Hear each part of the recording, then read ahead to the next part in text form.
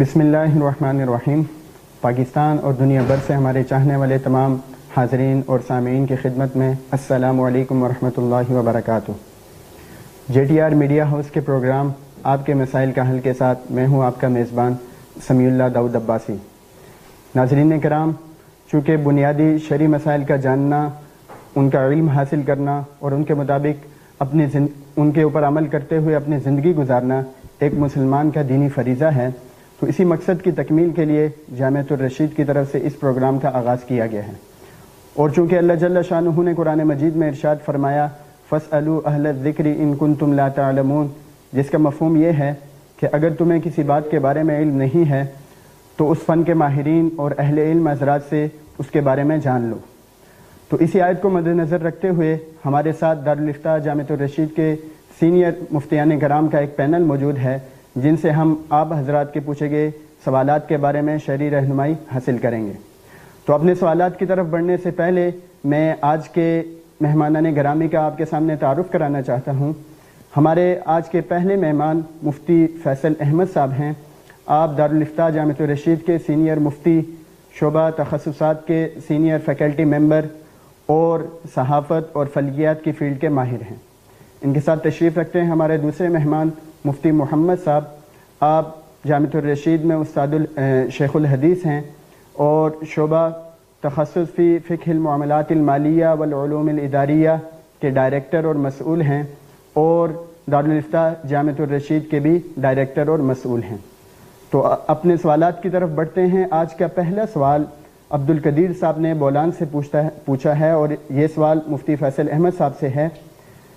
یہ پوچھتے ہیں کہ نظر کے جانور میں قربانی کی شرائط کا اعتبار رکھنا واجب ہے یا مستحب؟ نیز کیا تمام شرائط کا اعتبار ہے یا صرف عمر کی شرط کا؟ بسم اللہ الرحمن الرحیم۔ دیکھیں، جب کوئی شخص جانور کی نظر کی بات کرتا ہے تو اس کے دو معنی ہو سکتے ہیں۔ یعنی ایک معنی تو یہ ہو سکتا ہے کہ وہ صدقہ کرنا چاہتا ہے اور اس کی مقدار کے حوالے سے وہ جانور کا ذکر کر رہا ہے، تو اس صورت میں تو صرف صدقہ واجب ہے، خود بکرے کا تعین بھی ضروری نہیں ہے، اور بکرا یا اسی کی مالیت کی بقدر رقم اگر دینا چاہے تو وہ بھی دے سکتا ہے۔ دوسری صورت یہ ہے کہ وہ خاص ذبح کی نیت کرے، تو ذبح کی نیت اگر وہ قربانی کے ساتھ کرتا ہے تو پھر وہ ظاہر قربانی کے دنوں میں ہوگا، اور قربانی میں ایک حصہ جو ہے وہ نظر کا ہوگا، تو یہ نظر جو ہے یہ اس کی واجب ہوگی، اور قربانی کے جانور کی شرائط تو اس میں ہوں گی لازمی طور پہ۔ البتہ اس کا کھانا جو ہے وہ حلال ہوگا، اس کا کھانا یعنی تصدق کرنا اس پہ لازم نہیں ہوگا۔ تو یہ دو صورتیں ہو سکتی ہیں۔ پہلی صورت میں خود بکرا ہی ضروری نہیں ہے، اور دوسری صورت میں بکرا بھی ضروری ہے، اس کی شرائط بھی ضروری ہے۔ جزاک اللہ مفتی صاحب۔ اگلا سوال انڈیا سے عبدالرشید خان صاحب نے پوچھا ہے، اور ان کا سوال یہ ہے کہ ایرانی بلی جس کی کافی مارکیٹ ویلیو ہے، اگر اس کا نر بلا جفتی کی غرض سے پیسوں پر دیا جائے یا اس شرط پر دیا جائے کہ اس سے ہونے والے ایک یا دو بچے اس شخص کے ہوں گے، کیا ایسا کرنا درست ہے؟ رسول اللہ صلی اللہ علیہ وسلم نے صراحتاً حدیث کے اندر اس کو منع فرمایا ہے کہ جفتی کے لیے کسی جانور کو دینا اور اس پر کوئی اجرت حاصل کرنا، پھر وہ اجرت چاہے رقم کی شکل میں ہو اور چاہے اس صورت میں ہو کہ جو بچے ہوں گے ان میں سے کچھ نہ کچھ ہمیں مل جائے گا یقینی طور پہ اجرت کے طور پہ۔ تو اجرت جہاں جائز ہوتی ہے وہاں پہ ضروری ہوتا ہے کہ اجرت مجہول نہ ہو اور اس کے اندر ابہام نہ ہو۔ تو اگر متعین کریں تو بھی ناجائز ہے، اگر متعین نہ کریں تو اس میں دوہری خرابی پیدا ہو جائے گی، تو دونوں صورتیں ناجائز ہیں۔ البتہ رسول اللہ صلی اللہ علیہ وسلم سے صحابہ کرام نے یہ پوچھا تھا کہ ہم جب اس طرح کے معاملے میں جاتے ہیں تو وہ کچھ ہمارے اکرام کرتے ہیں یا کچھ کھلاتے پلاتے ہیں، تو اس کی آپ صلی اللہ علیہ وسلم نے اجازت دی تھی۔ تو باقاعدہ اجرت لینا جائز نہیں ہے، لیکن کیونکہ آپ ایک احسان ان کے ساتھ کر رہے ہیں اور اسی احسان کی وجہ سے اگر موقع پر اگر وہ کچھ اکرام کرتے ہیں، کھلاتے پلاتے ہیں، تو اس کی گنجائش۔ جزاک اللہ مفتی صاحب۔ اگلا سوال مدینہ سے بلال صاحب نے پوچھا ہے، اور یہ پوچھتے ہیں کہ گھر میں طوطے ہیں جو تیزی سے مر رہے ہیں، تو کیا ان کو ذبح کریں یا مرنے دیں؟ جی، طوطا حلال ہے، لہٰذا ذبح کر کے اس کو کھا بھی سکتے ہیں اگر وہ اتنا اس کا جثہ ہے کہ اس کو کھایا جائے۔ چھوٹے طوطے بھی ہوتے ہیں، تو ذبح کر کے اگر اس کو کھانے کے قابل ہوں تو اس میں کوئی حرج کی بات نہیں ہے، کھانا جائز ہے اس کا۔ جزاک اللہ مفتی صاحب. اگلا سوال دبئی سے ہبا صاحبہ کا ہے اور یہ پوچھتی ہیں کہ کچھ دنوں پہلے میں نے کسی سے ادھار لے کر ایک شخص کی مدد کی. میرے پاس سیونگ اکاؤنٹ ہے جس میں سود کے پیسے ہیں. کیا میں ان پیسوں سے وہ ادھار اتار سکتا ہوں؟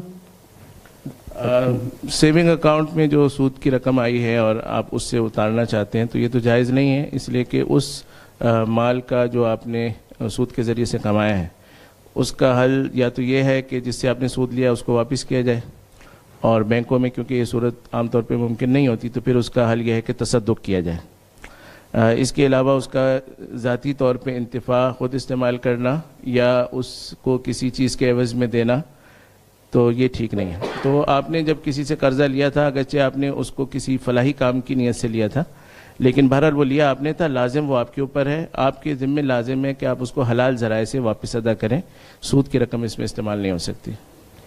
جزاک اللہ مفتی صاحب. اگلا سوال مکہ المکرمہ سے ابو محمد شعیب صاحب کا ہے اور یہ پوچھتے ہیں کہ کیا پیٹرول یا ڈیزل ادھار 1 سال کے لیے منافع پر دیا جا سکتا ہے؟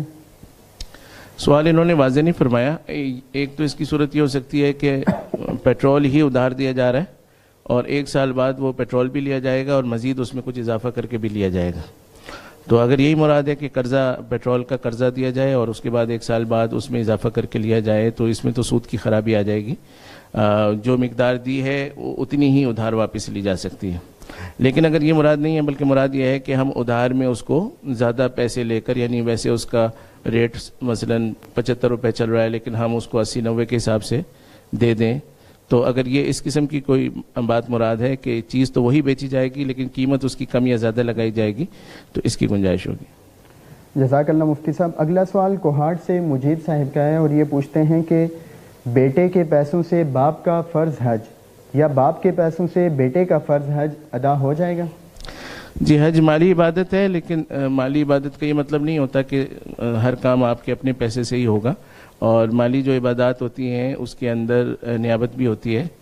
تو کوئی شخص جو ہے وہ اگر آپ کے اخراجات اٹھا لیتا ہے اور آپ جو اس کی بدنی عبادت جو ہے وہ ساری آپ خود کرتے ہیں تو اس میں کوئی حرج کی بات نہیں ہے. بیٹا اگر باپ کو اس طرح سے سرمایہ فراہم کرتا ہے یا باپ بیٹے کو اس طرح فراہم کرتا ہے اور دونوں اپنا اپنا حج کر لیتے ہیں تو اس سے فرض حج جو ہے وہ ادا ہو جائے گا.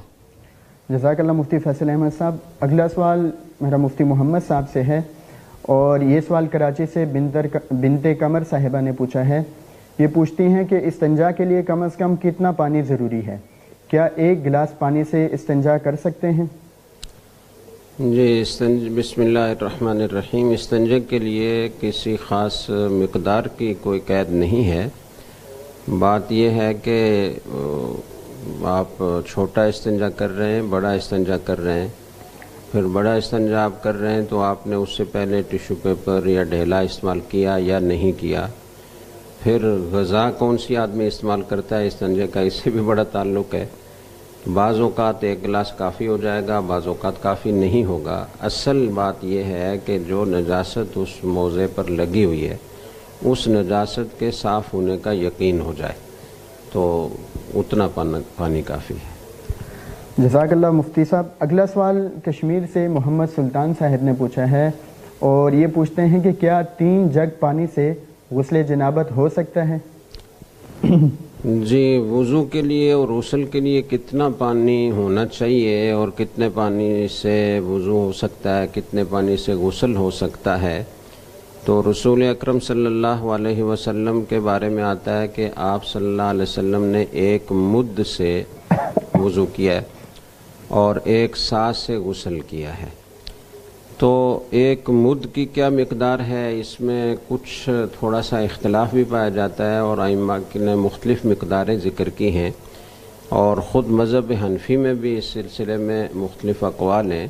لیکن جو ایک تقریبی مقدار ہے وہ حضرت مولانا یوسف مطالعہ صاحب ہمارے حضرت شیخ الحدیث مولانا زکریا رحمہ اللہ تعالیٰ کے خلیفہ ہیں اور لندن میں ہوتے ہیں، تو انہوں نے جو مقادیر اس سلسلے میں ذکر کی ہیں رائج پیمانوں کے اعتبار سے، تو انہوں نے یہ فرمایا کہ مد جو ہوتا ہے وہ 1.072 کلو گرام کا ہوتا ہے، یعنی 1 کلو سے کچھ زائد پانی اس سے وضو ہو سکتا ہے. اور اسی حساب سے اگر آپ سا کا حساب لگائیں یعنی غسل جس سے آپ فرماتے تھے تو اس کی مقدار بنتی ہے 4.288 کلو گرام، یعنی 4.25 کلو سے تھوڑی سی زائد مقدار بنتی ہے یہ.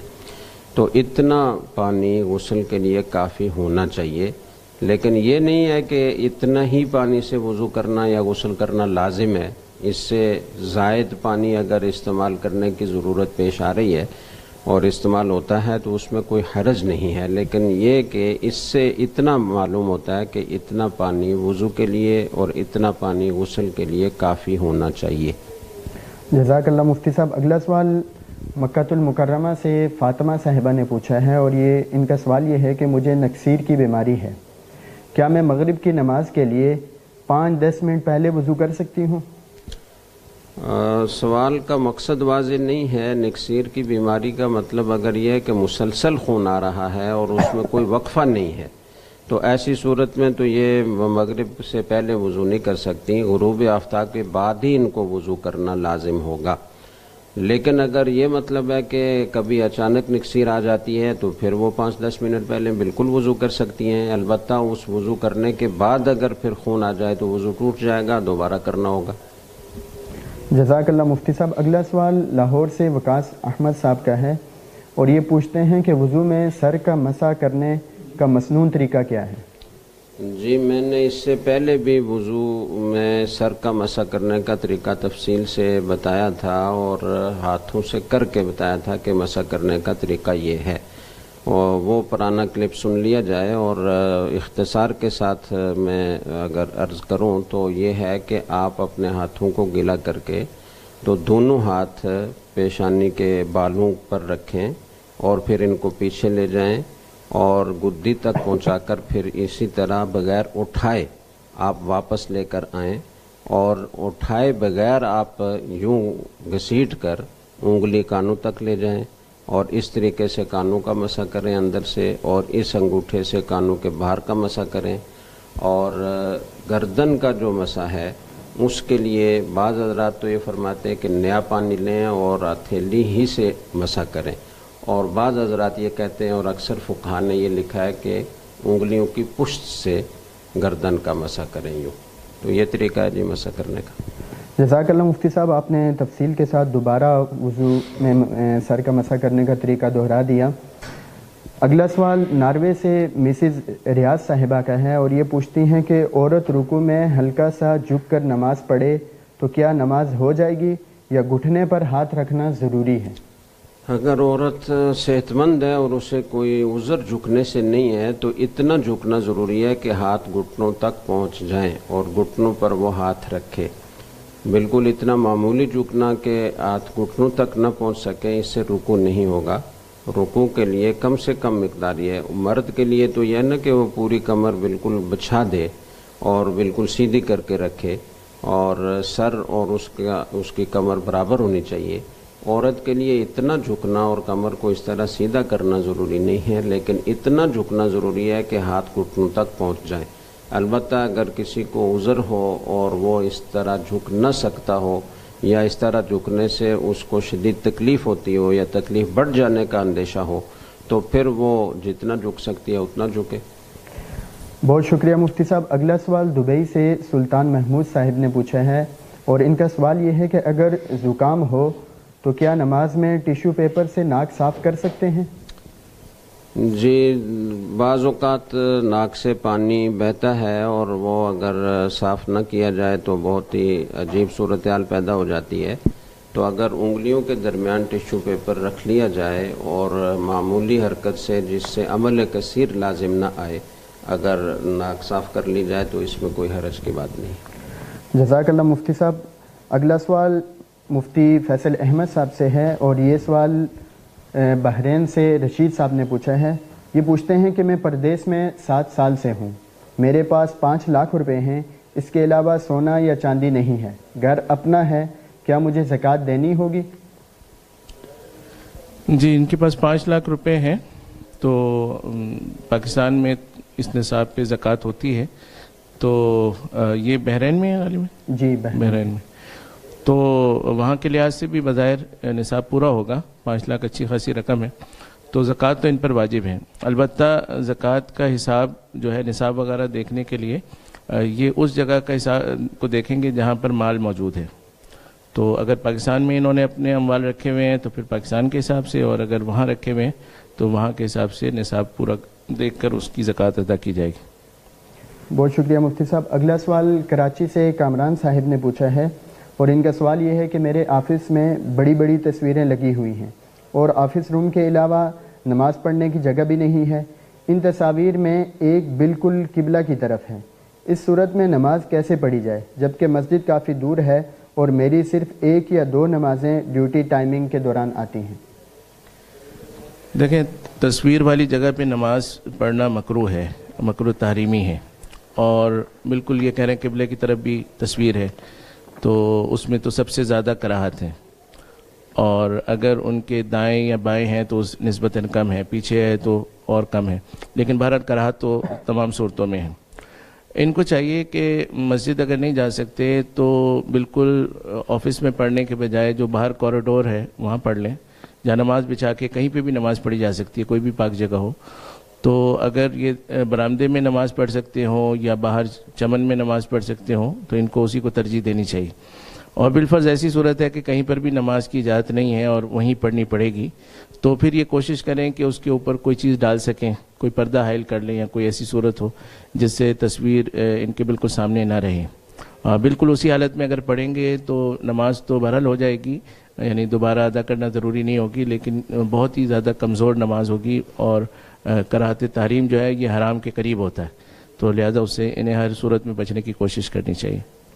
جزاک اللہ مفتی صاحب۔ اگلا سوال بھی کامران صاحب کا ہی ہے، اور یہ پوچھتے ہیں کہ گلے میں قمیض کے نیچے ID کارڈ لٹکا ہوا تھا، اسی حالت میں نماز پڑھ لی، کیا نماز ہو گئی جبکہ کارڈ پر میری تصویر تھی؟ جی، یہ تصویر کیونکہ چھپی ہوئی ہے کپڑے کے اندر تو نماز کے حکم میں کوئی مسئلہ نہیں ہے، نماز ان کی ٹھیک ہو جائے گی، اس میں کراہت نہیں آئے گی، اور کیونکہ ID کارڈ عام طور پہ سیکیورٹی کی ضروریات سے بنایا جاتا ہے تو اس کے بنانے کی بھی گنجائش ہے۔ جزاک اللہ مفتی صاحب۔ اگلا سوال محمد فاضل صاحب نے کراچی سے پوچھا ہے، اور ان کا سوال یہ ہے کہ اٹلی کے ایک کیمپ میں مختلف ممالک سے مسلمانوں نے مسلسل بارش کی وجہ سے سینما ہال میں عید کی نماز ادا کی، کیا ان کا ایسا کرنا ٹھیک تھا؟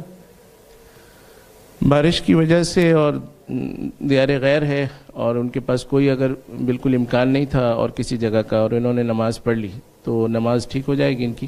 البتہ ایسی جگہ پہ قصداً بلا کسی عذر کے نماز پڑھنا یہ مکروہ ہے، چاہے وہ سینما یعنی سینما کے طور پہ استعمال ہوتا ہو یا اس کی شہرت ہو سینما کی، اب استعمال میں نہ بھی ہو رہا ہو، تو کیونکہ وہ ایک ایسی جگہ ہے جہاں پہ کثرت سے گناہ ہوتے رہے اور اسی کام کے لیے عام طور پہ استعمال، اور آمدنی بھی ایسے لوگوں کی عام طور پہ حرامی ہوتی ہے، تو اس جگہ پر نماز پڑھنا مکروہ ہے۔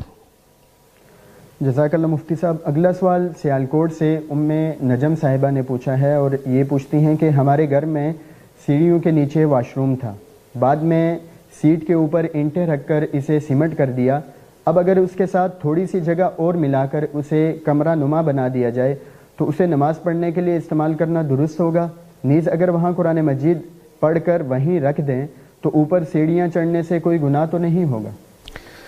جی، واش روم تھا تو ان کو یہ شبہ ہوگا کہ کیونکہ وہاں پر ناپاک چیزیں تھیں تو اب جو ہے اس جگہ کو نماز کے لیے استعمال کرنا، تو جب آپ نے اس کو بند کر دیا اور اس کو سیمنٹ لگا کے اس کو کور بھی کر دیا تو اب آپ جس فرش پہ آپ نماز پڑھ رہے ہیں تو اس میں کوئی نجاست نہیں ہے، نجاست کے اثرات بھی نہیں ہیں، اور نیچے بھی جو نجاست کے کچھ اثرات کبھی ہوں گے تو وہ بھی سوکھ کر ختم ہو گئے ہوں گے، مٹی ہو چکے ہوں گے، تو لہٰذا اس میں کوئی خرابی کی بات نہیں ہے، وہاں پر نماز پڑھی جا سکتی ہے۔ اور اگر اس کو باقاعدہ بند کر دیں، کمرہ سے بنا دیں جیسے یہ کہہ رہے ہیں، اور وہاں پر قرآن کریم وغیرہ بھی رکھ دیا جائے تو پھر یعنی اوپر سے کور ہو، نظر نہ آ رہا ہو کچھ، تو اس صورت میں اگر سیڑھی کے اوپر سے بھی جائیں گے تو اس میں بھی کوئی گناہ نہیں ہوگا۔ سیڑھی کے اوپر سے جانا یا کوئی بھی ایسی صورت ہو جس کے اندر بے ادبی کا پہلو آپ کو محسوس ہوتا ہو، توہم ہوتا ہو، تو اس میں یہ دیکھا جائے گا کہ عام طور پہ اس چیز کو بے ادبی سمجھا جاتا ہے یا نہیں سمجھا جاتا۔ تو ہم سب جانتے ہیں کہ ہماری نچلی منزل جو ہوتی ہے اس کے اندر قرآن بھی ہوتا ہے، مختلف چیزیں ہوتی ہیں، اور اوپر کی منزل میں بھی رہائش ہوتی ہے، تو اس کو عرفاً جو ہے اس طرح سے برا نہیں سمجھا جا رہا ہوتا۔ تو سیڑھی پر جب کوئی جا رہا ہے اور نیچے ویسے ہی کوئی ریک کے اندر قرآن رکھا ہے، یہ تو بے ادبی محسوس ہوتی ہے. لیکن اگر ریک نہیں ہے بلکہ باقاعدہ کمرہ ہے اور اس کے اندر جو ہے وہ محفوظ طور پہ رکھا ہوا ہے، تو اس میں بظاہر کوئی بے ادبی نہیں ہے، کرنے کی گنجائش. جزاک اللہ مفتی فیصل احمد صاحب. اگلا سوال مفتی محمد صاحب سے ہے، اور یہ سوال ہندوستان سے عبید احمد صاحب نے پوچھا ہے. یہ پوچھتے ہیں کہ نماز میں زبان اور ہونٹ کی حرکت کے بغیر دل ہی دل میں قرات کرنا کیسا ہے؟ جی بالکل جائز نہیں ہے، اور اس سے نماز نہیں ہوگی. قرات میں اگر امام نماز پڑھا رہا ہے اور جہری نماز ہے تو پھر تو اتنی آواز سے وہ قرات ضروری ہے کہ دوسرے لوگ اسے سن سکیں. اور اگر سری نماز ہے، کوئی انفرادی نماز پڑھ رہا ہے یا امامت کروا رہا ہے، تو دونوں صورتوں میں اتنی حروف کی ادائیگی میں اتنی آواز نکلنی چاہیے کہ اپنے کانوں تک آواز پہنچ جائے. اگرچہ ایک قول یہ بھی ہے کہ تصحیح حروف کافی ہے، آواز پہنچنا ضروری نہیں ہے. اور ہمارے اس زمانے میں چونکہ بہت زیادہ شور و شغب ہے، مشینیں چل رہی ہیں، پنکھے چل رہے ہیں، رکشے گزر رہے ہیں، تو بعض اوقات اپنے کانوں تک آواز پہنچانے کے لیے بھی کافی بلند پڑھنے کی ضرورت پیش آتی ہے. تو اس لیے وہمی ہو جاتے ہیں لوگ. تو اس لیے یہ اطمینان ہونا چاہیے کہ زبان سے الفاظ نکل رہے ہیں، ہر لفظ اپنے مخرج سے نکل رہا ہے. اتنا اطمینان لازم ہے، اس کے بغیر نماز نہیں ہوگی. جزاک اللہ مفتی صاحب. اگلا سوال ریاض سے حافظ اظہار صاحب نے پوچھا ہے، اور یہ پوچھتے ہیں کہ اگر بعد میں باجماعت نماز پڑھنے کا وقت نہ ملتا ہو تو کیا جماعت سے پہلے اپنی الگ نماز پڑھ سکتے ہیں؟ جماعت سے نماز پڑھنے کا وقت نہ ملتا ہو، اس کی کوئی تفصیل انہوں نے ذکر نہیں فرمائی. ہر مسلمان کو نماز با جماعت پڑھنے کا وقت ملنا چاہیے.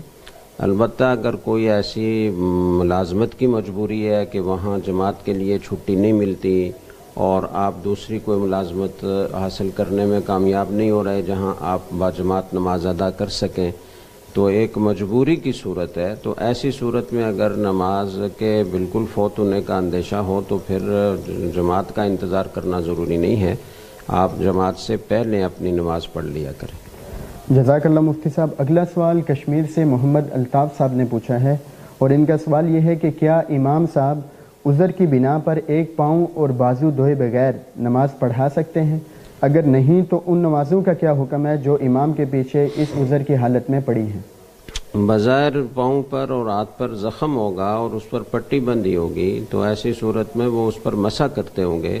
تو مسح کرنے والے امام کے پیچھے نام مقتدیوں کی نماز جو سارا وضو مکمل کر رہے ہیں اور پھر نماز پڑھ رہے ہیں، تو ان کی نماز ہو جاتی ہے، اس میں کسی شک و شبہ کی ضرورت نہیں. جزاک اللہ مفتی صاحب. اگلا سوال عبداللہ صاحب نے پوچھا ہے، اور یہ پوچھتے ہیں کہ یہاں عشاء کی نماز کبھی کبھار امام صاحب بہت لمبی پڑھاتے ہیں، جس کی وجہ سے کبھی کبھی نماز میں ہی مجھے غصہ آتا ہے. کیا اس بنیاد پر میں منافق تو نہیں ہوں گا؟ دیکھیں یہ کتنی لمبی پڑھاتے ہیں یہ اس پر ہے. اگر وہ مسنون قرات کی حد تک ہی لمبا کرتے ہیں نماز کو تو پھر تو اس پر آپ کو غصہ نہیں ہونا چاہیے اور آپ کو اس پر استغفار کرنا چاہیے. اور اگر آپ کبھی بہت زیادہ تھکے ہوئے ہیں، بہت زیادہ یا کوئی بیماری ہے آپ کو اور آپ اس وجہ سے وہاں جماعت میں دقت محسوس کرتے ہیں، تو ظاہر ہے کہ کسی ایک آدمی کو پیش نظر رکھ کر تو امام قرات نہیں کر سکتا نا، وہ تو مسنون قرات کرے گا. اور عام طور پر مقتدی اس مسنون قرات سے تنگ نہیں ہوتے. مسنون قرات جو مقرر کی گئی ہے وہ ان سارے حالات کو اور عام مقتدیوں کے تحمل کو پیش نظر رکھ کر ہی مقرر کی گئی ہے.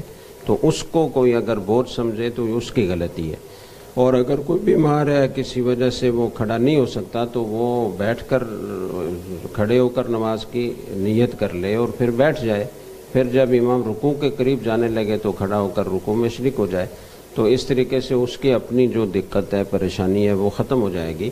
اور اگر وہ مسنون قرات سے بھی بہت لمبی، جیسے کہ آپ کے الفاظ سے معلوم ہوتا ہے بہت لمبی قرات کرتے ہیں، تو ایسے امام کو چاہیے کہ وہ ایسا نہ کرے. آپ صلی اللہ علیہ وسلم نے یہ فرمایا کہ جو کسی قوم کی امامت کرے تو فلیخفف، تو وہ تخفیف سے کام لے اور مختصر قرات کرے جو لوگوں کے تحمل کے مطابق ہو. آپ صلی اللہ علیہ وسلم نے ایسے بعض ائمہ پر بہت سخت نکیر فرمائی. حضرت معاذ بن جبل رضی اللہ تعالیٰ عنہ کا ایک قصہ ہے، ایک حضرت ابی بن کعب رضی اللہ تعالیٰ عنہ کا قصہ ہے. ان حضرات نے بہت لمبی لمبی نمازیں پڑھائیں.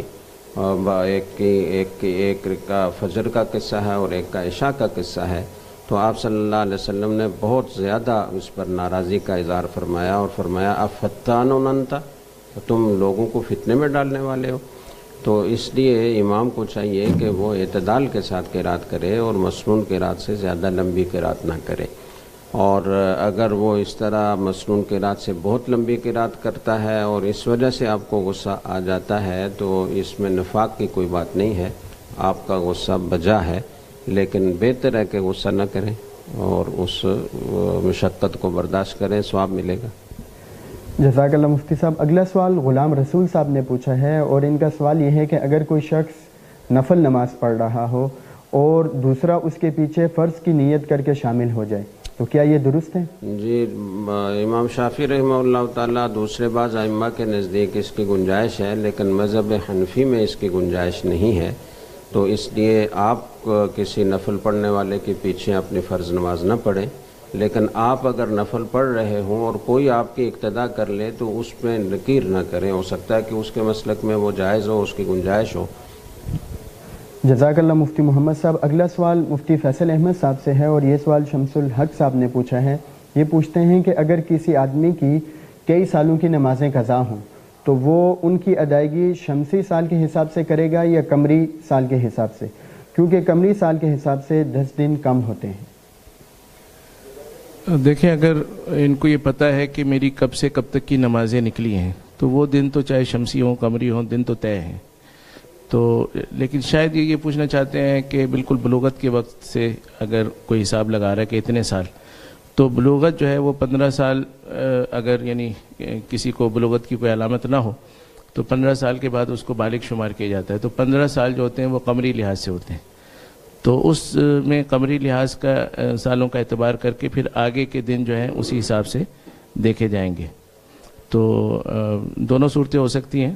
پہلی صورت میں شمسی اور قمری میں فرق نہیں ہوگا کیونکہ سالوں کو نہیں دیکھ رہے ہوتے بلکہ دنوں کو دیکھ رہے ہوتے ہیں کہ فلاں تاریخ سے فلاں تاریخ تک، تو وہ شمسی میں بھی اتنی آئیں گی اور قمری کے اندر بھی اتنی آئیں گی. جزاک اللہ مفتی صاحب. اگلا سوال کراچی سے ملک کامران صاحب نے پوچھا ہے اور یہ پوچھتے ہیں کہ اگر مسبوق آدمی نماز میں امام کے پیچھے یا باقی نماز میں کوئی غلطی کر لے تو اسے سجدہ سہو کرنا ہوگا؟ دونوں صورتوں کا حکم بتا دیں. دیکھیں، جو حصہ اس نے امام کے پیچھے پڑھا ہے اس میں اگر اس سے کوئی کوتاہی ہوتی ہے، واجب چھوٹتا ہے، تو اس پر سجدہ سہو نہیں آتا بلکہ وہ جماعت کے حکم میں ہوتا ہے. پھر امام کو دیکھیں گے امام نے سے کچھ چھوٹا ہے یا نہیں چھوٹا.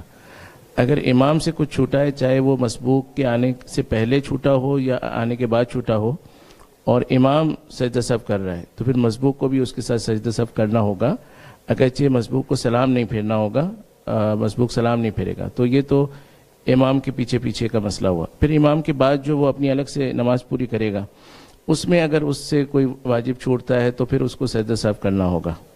تو یہ تو ایک بات ہوئی. دوسری بات جو میں نے ضمن عرض کر دی کہ جب امام سلام پھیرے گا سجدہ سہو کے لیے تو مسبوق کو سلام نہیں پھیرنا لیکن سجدہ سہو میں شرکت کرنی ہے. تو اگر اس نے سلام پھیر دیا بھولے سے تو اس صورت میں تو خیر نماز ہو جائے گی اس کی، لیکن اگر اس نے عمدن اس کو پھیر دیا تو اس صورت میں اس کی نماز جو ہے فاسد ہو جائے گی. جزاک اللہ مفتی صاحب. اگلا سوال عیشا قریشی صاحبہ نے پوچھا ہے اور بہت اہم سوال انہوں نے پوچھا ہے کہ کیا والد کو ڈیڈی کہنا درست ہے؟ جی، والد کو ڈیڈی جو کہا جاتا ہے اس کا مطلب تو خیر ہمیں بھی نہیں پتہ کہ کیوں کہا جاتا ہے، تو لیکن عرف ہے، مغرب میں اس طرح کا رواج ہے، ڈیڈ کہتے ہیں ڈیڈی کہتے ہیں پیار سے. تو والد کو اس طرح کے الفاظ کہنا اگر عرفاً اس علاقے میں رائج ہے تو اس میں تو اتنی کراہت نہیں ہوگی. لیکن جیسے ہمارے اپنے علاقے ہوتے ہیں، مشرقی علاقے ہوتے ہیں جہاں پر اس طرح سے کہنا کچھ اپنے آپ کو مغربی ظاہر کرنے یا ان کی پیروی کرنے والا ظاہر کرنے کے مترادف سمجھا جا رہا ہوتا ہے کہ ہم جو ہے ان سے زیادہ متاثر ہیں، تو مناسب نہیں ہے. لیکن بہر صورت اس میں کوئی کراہت نہیں ہے، ناجائز نہیں ہے، کوئی گناہ نہیں. جزاک اللہ مفتی صاحب. اگلا سوال محمد عمران صاحب نے کراچی سے پوچھا ہے اور یہ پوچھتے ہیں کہ اگر جائے نماز پر خانہ کعبہ بنا ہوا ہو تو اس پر بیٹھا جا سکتا ہے؟ جی، جائے نماز میں اگر خانہ کعبہ بنا ہو، تصویر اس کی بنی ہو، تو اس پر بیٹھا جا سکتا ہے. اس کی وجہ ان کے ذہن میں شاید اشکال یہ ہے کہ بے ادبی ہے. تو بے ادبی تو اس وقت ہوتی ہے جبکہ اس کے اوپر پاؤں رکھے جاتے ہیں، اس پر عام طور پہ سر رکھا جاتا ہے، ہاتھ رکھے جاتے ہیں، اور کوشش انسان کی یہی ہوتی ہے کہ اس کے اوپر پاؤں نہ رکھے. تو کوئی شخص اگر اس طرح کی کوئی جانماز خریدتا ہے تو اس پر نماز پڑھنا ٹھیک ہے. اس کو چاہیے کہ ایسا نہ ہو کہ وہ بچھے رہنے دے اور بچے اس کے اوپر کود رہے ہوں، یا وہ خود کبھی اس پر اس طرح سے بیٹھ جاتا ہو، تو یہ مناسب نہیں ہوگا. لیکن نماز کے لیے استعمال کرنے میں کوئی حرج نہیں. جزاک اللہ مفتی صاحب. اگلا سوال بنت آصف صاحبہ نے کراچی سے پوچھا ہے اور یہ پوچھتے ہیں کہ آج کل خواتین پردے میں یوٹیوب پر اپنی ویڈیو لگاتی ہیں جو بیانات یا کسی اصلاح کے کام کے لیے ہوتی ہیں، اس کا کیا حکم ہے؟ کیا اسے دیکھنا جائز ہے؟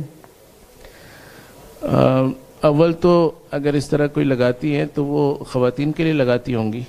جیسے آج کل بیت السلام ادارہ ہے، اس کی طرف سے یہ کچھ خواتین کی کورسز شروع ہوئے ہیں، تو اس کی کچھ لنکس وہ ڈال دیتے ہیں نیٹ پر، لیکن وہ پھر انہی کے ساتھ خاص بھی کر دیتے ہیں خواتین کے ساتھ. تو خواتین کو اہتمام کرنا ہوتا ہے کہ وہ ادھر ادھر نہ جائیں اور غیر مرد اس کو نہ سنیں. تو اگر اس قسم کا کوئی بہت ہی زیادہ سیکیورڈ قسم کا نظام ہو تو اس میں تو گنجائش ہو سکتی ہے. لیکن جو انہوں نے پوچھا ہے وہ بظاہر ان خواتین کا پوچھا ہے جو کہ اپنے بیانات کو ویسے اصلاح کے لیے پروموٹ کر رہی ہوتی ہیں اور ڈال رہی ہوتی ہیں. تو نیک مقصد کے لیے بھی اگر اس طرح سے وہ کرتی ہوں اور ان کی باتیں جو ہے وہ عام مرد سنتے ہوں یا بے جھجک وہ بے تکلف خطاب وغیرہ کرتی ہوں تو یہ بالکل مناسب نہیں ہے. اور مردوں کے لیے سننا تو بالکل بھی ٹھیک نہیں ہے. خواتین کے لیے سننا اس پر موقوف ہوگا کہ اس کے مضامین کیا ہیں، کیونکہ اس قسم کی جو خواتین ہیں بعض دفعہ وہ یعنی عام اسکالرس نہیں ہوتی بلکہ وہ مغرب زدہ اسکالرس ہوتی ہیں. تو بہت دفعہ ان کے بیانات کے اندر کچھ ایسی باتیں بھی ہوتی ہیں جو کہ الحاد یا گمراہی کی طرف جا سکتی ہیں. تو مضامین کو بھی دیکھا جائے گا. باقی صرف اتنی سی بات کہ وہ یعنی بات تو سب ٹھیک ہے لیکن انہوں نے اس کو پیش کر دیا یوٹیوب پر. ابھی کچھ دن پہلے جو جنسی تعلیم کے حوالے سے بات شروع ہوئی تو اس پر بھی ایک ویڈیو آج کل بہت چل رہی ہے.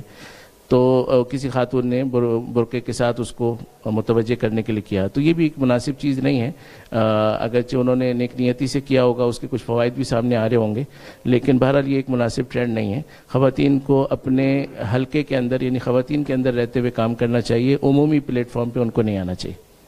جزاک اللہ مفتی فیصل احمد صاحب. اگلا سوال مفتی محمد صاحب سے ہے اور یہ سوال ثوابی سے ساجد علی صاحب نے پوچھا ہے کہ پوچھتے ہیں کہ اگر وطر کی نماز میں سورہ واقعہ اور سورہ ملک پڑھ لی جائے تو کیا اس سے بھی ان صورتوں کو رات میں پڑھنے کی فضیلت حاصل ہو جائے گی؟ بالکل حاصل ہو جائے گی. یہ تو اس کی بہت ہی اعلیٰ صورت ہے کہ آپ نماز میں ان صورتوں کو پڑھ رہے ہیں. جزاک اللہ مفتی صاحب. اگلا سوال کوئٹہ سے عبد القیوم صاحب نے پوچھا ہے اور ان کا سوال یہ ہے کہ میری شادی کو 1 سال ہو گیا ہے. نکاح نامے میں مہر 1 لاکھ مقرر کیا گیا تھا. اس وقت میں نے 5,000 ادا کر دیے تھے. میرے پاس بقیہ پیسے ادا کرنے کی طاقت نہیں، تو کیا اس صورت میں بقیہ پیسے میرے ذمہ لازم ہیں یا مہر ادا ہو گیا؟ جی مہر تو ادا نہیں ہوا. مہر تو آپ نے 1 لاکھ رکھا تھا. 5,000 ادا کر کے تو جان چھوڑانا چاہتے ہیں، کہتے ہیں ادا ہو گیا. تو ایسے بالکل ادا نہیں ہوا. آپ کو 1 لاکھ پورا کرنا ہوگا، اس کے بغیر آپ کی جان نہیں چھوٹے گی. اور اس سلسلے میں عام طور پر خواتین بیچاری وہ شرمی میں وہ کبھی مطالبہ نہیں کرتی یا بظاہر معاف کر دیتی ہیں لیکن دل سے وہ معاف نہیں کرتی. تو اس طرح کی جبری یا معاشرتی دباؤ میں آ کر کی گئی معافی کا کوئی اعتبار شرعن نہیں ہے اور وہ آپ کو ادا کرنا ہوگا. آپ کو نکاح کے وقت میں مہر مقرر کرتے ہوئے اس کا خیال رکھنا چاہیے تھا کہ میں ادا کر سکتا ہوں یا نہیں. اور فریقین کو اس بات کا خیال رکھنا چاہیے کہ مہر اتنا مقرر کریں کہ جتنا سہولت سے شوہر ادا کر سکے. اس کو زیر بار کرنا اور اس کو مؤخر کرواتے رہنا اور خواہ اس کے ذمے ایک چیز لگائے رکھنا یہ بہت بری بات ہے اور اس سے رشتوں میں بھی درار پڑتی ہے. اس لیے ایسا نہیں کرنا چاہیے. جتنا استطاعت اس کی ہے اتنا ہی مہر رکھا جائے. لیکن دوسری طرف یہ بھی ہے کہ لوگ شادی میں تو بہت پیسہ اڑاتے ہیں، لاکھوں کروڑوں تک بھی پہنچ جاتے ہیں اور لیکن مہر جب ادا کرنے کی باری آتی ہے تو کہتے ہیں کہ جی ہمارے پاس استطاعت نہیں ہے. تو یہ بہت بری بات ہے. ایک خاتون کو آپ لے کر آئے ہیں, اتنی بڑی نعمت آپ کو اللہ تعالیٰ نے عطا فرمائی ہے, اور اس کا ایک تحفہ اور ایک اعزازیہ مہر کی صورت میں شریعت نے مقرر کیا ہے, تو اس میں بخل سے کام نہیں لینا چاہیے, اور اس کے ایک معقول مقدار وہ ہونی چاہیے نکاح میں. البتہ اس کا خیال رکھا جائے کہ شوہر کی استطاعت سے بڑھ کر نہ ہو. جزاک اللہ مفتی صاحب. اگلا سوال کینیڈا سے صبا صاحبہ نے پوچھا ہے, اور یہ پوچھتی ہیں کہ میرے والد صاحب کی وفات کو 5 دن ہو گئے, کیا میں ان کی ڈیجیٹل تصویر اپنے پاس رکھ سکتی ہوں؟ نیز میں اپنے والد کی وفات کے وقت وہاں نہیں تھی, تو کیا میں پردے میں ان کے ساتھ ملنے قبرستان جا سکتی ہوں؟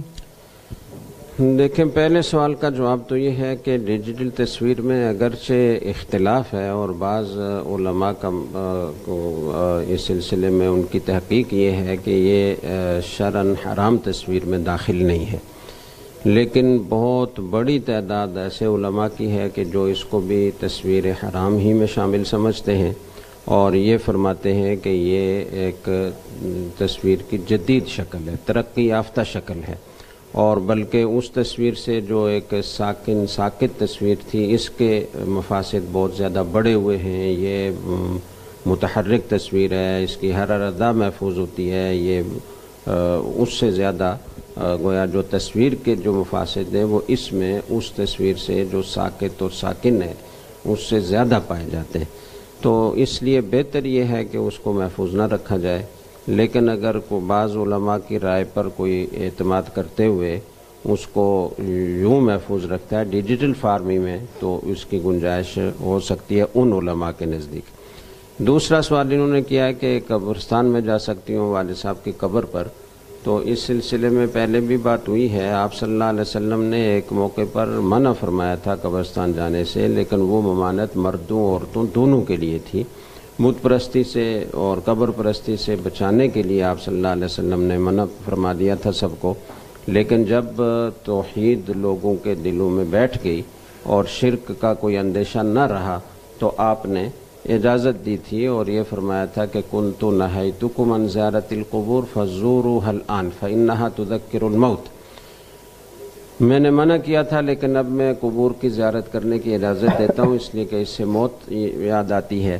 تو اس اجازت میں مرد اور عورتیں دونوں شامل ہیں, حقیقت یہی ہے.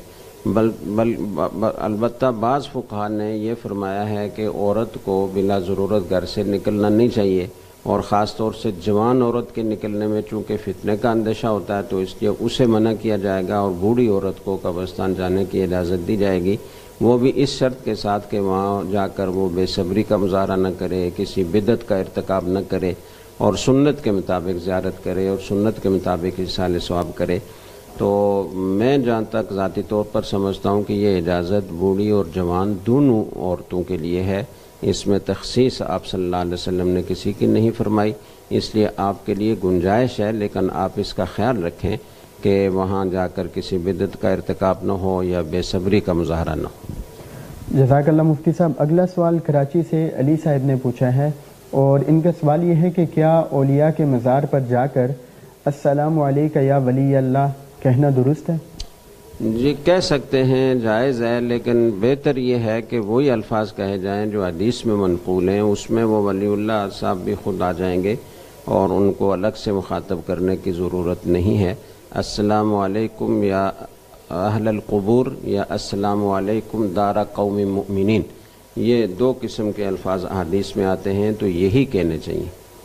جزاک اللہ مفتی صاحب. اگلا سوال مدینہ منورہ سے اسحاق صاحب نے پوچھا ہے, اور ان کا سوال یہ ہے کہ ہم اگر حرم میں صحن میں نماز پڑھیں اور وہیں دور سے حضور صلی اللہ علیہ وسلم پر سلام بھیجیں تو کیا یہ درست ہوگا؟ نیز کیا حضرات شیخین رضی اللہ عنہما پر بھی وہیں سے سلام بھیج سکتے ہیں؟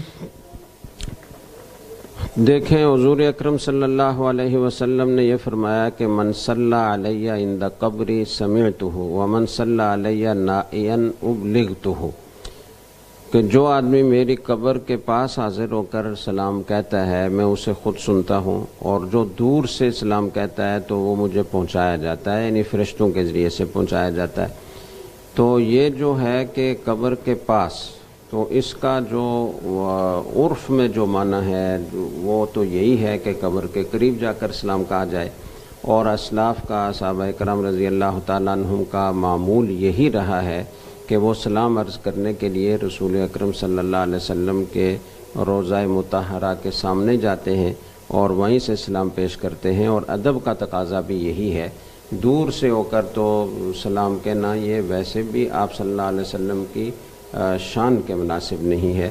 ادب کا تقاضا یہی ہے کہ وہیں جا کر سلام عرض کیا جائے، اور اس طرح کی کوئی نقل، کوئی حدیث نہیں مل سکی کہ جس سے یہ معلوم ہو کہ مسجد نبوی کے دور کسی گوشے میں یا مسجد کے صحن سے اگر کوئی سلام کہے تو وہ بھی آپ صلی اللہ علیہ وسلم خود سنتے ہیں، اس طرح کی کوئی روایت نہیں ملی۔ البتہ بعض علماء کا قول یہ ہے کہ مسجد نبوی کی حد تک، صحن نہیں، مسجد کی جو حدود ہے اس کے اندر کسی بھی جگہ سے اگر کوئی آدمی وہ سلام کہے تو آپ صلی اللہ علیہ وسلم اسے سن لیتے ہیں، اس لیے وہ حضرات فرماتے ہیں کہ مسجد نبوی میں بہت پست آواز سے بات کرنی چاہیے، بلند آواز سے بات نہیں کرنی چاہیے، درود و سلام بھی یعنی مناسب بلند آواز سے کہنا چاہیے، بہت زور زور سے سلام نہیں کہنا چاہیے، یہ بے ادبی شمار ہوگی۔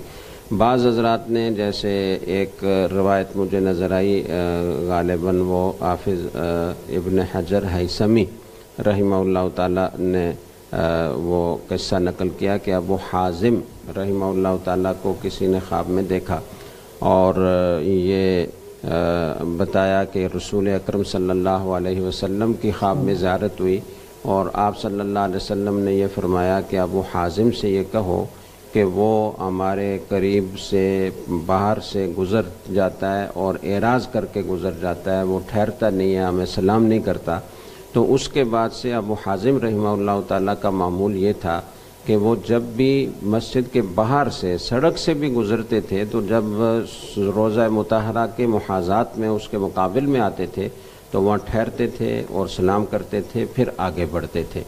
تو اگر کوئی آدمی صحن مسجد سے آگے ازدحام ہے، جا نہیں سکتا، بہت زیادہ رش ہے، یہ تھکا ہوا ہے، لائن میں نہیں لگ سکتا، اور وہیں کھڑے کھڑے وہ سلام کرنا چاہتا ہے، تو اس میں بہتر طریقہ یہ ہے کہ پھر جو دور سے ہو کر سلام یا درود پڑھا جاتا ہے وہی پڑھے، اللہم صلی علی سیدنا محمد وآلہ وبارک وسلم، اس میں سلام بھی آ جائے گا اور صلاۃ بھی آ جائے گا، تو وہی پڑھے، یا مسنون جو بھی صیغہ درود شریف کا ہے وہ پڑھے، یہ زیادہ بہتر ہے۔ لیکن اگر کوئی السلام علیکہ یا رسول اللہ کہہ کر سلام دور سے بھی کر دیتا ہے اس طرف رخ کر کے، تو اس کو کوئی ناجائز حرام یا شرک نہیں کہیں گے۔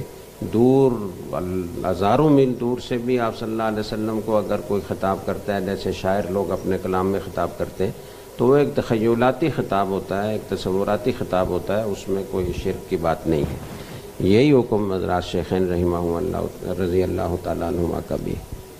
بہت شکریہ مفتی محمد صاحب، مفتی فیصل صاحب، آپ حضرات تشریف لائے، اور یہ آج کی ٹرانسمیشن کا آخری سوال تھا، اور اس کے ساتھ ہی آج کے پروگرام کا وقت ختم ہوا چاہتا ہے۔ کل انشاءاللہ بہت سے نئے سوالات کے ساتھ ہم پھر آپ کی خدمت میں حاضر ہوں گے، تب تک کے لیے اجازت دیجیے۔ اللہ حافظ، السلام علیکم ورحمۃ اللہ۔